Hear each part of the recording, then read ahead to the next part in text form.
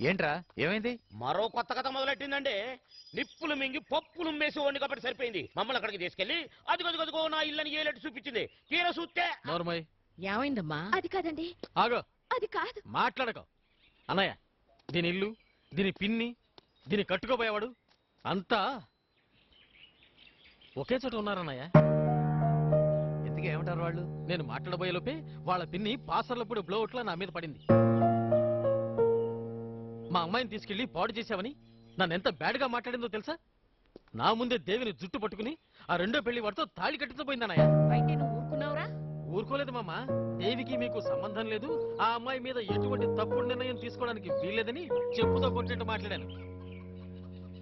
ఆ రంగయ్యనాయుడు మనుషులు అడ్డొచ్చినా సరే వాళ్ళని ఊరు చివరి దాకా తరిమి కొట్టి దేవిని నాతో తీసుకొచ్చాను. మంచి పని చేసావు. మంచి పని సరే. ఇంతకీ ఈ అమ్మాయి ఎక్కడుండాలి, ఎలా బ్రతకాలి, ఆధారం ఎవరు, ఏం చేయాలి? ఏం చెయ్యాలో, దీనికి ఏ దారి చూపించాలో మీ అన్నదమ్ములిద్దరూ ఆలోచించుకోండి. అంతవరకు దేవి నా దగ్గరే ఉంటుంది. నువ్వు రామ్మా, రా. ఒరే, మరి అమ్మాయి సంగతి ఆలోచించావా? ఆ అమ్మాయి విషయం ఇప్పటికింతవరకే ఆలోచించాను.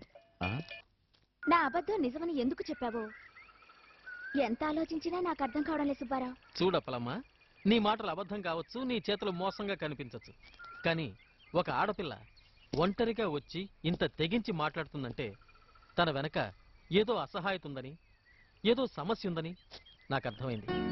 అందుకే మా అన్నయ్య ముందు నేను సమర్థించాను. కానీ నాకోటి తెలియాలి, నువ్వు మా ఇంటికే ఎందుకు వచ్చావు? మా మధ్య ఈ నాటకం ఎందుకు ఆడుతున్నావు?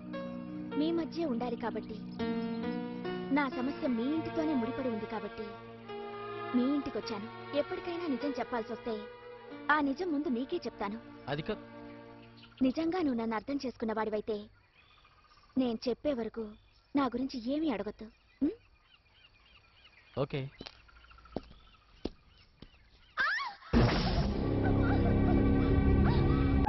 బుల్లి పిట్ట బుద్ధి పిట్ట